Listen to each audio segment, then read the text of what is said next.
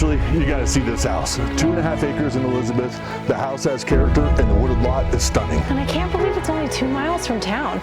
And this is the one with the new kitchen, right? This is the one. Oh, I can't wait to see it. Let's go in.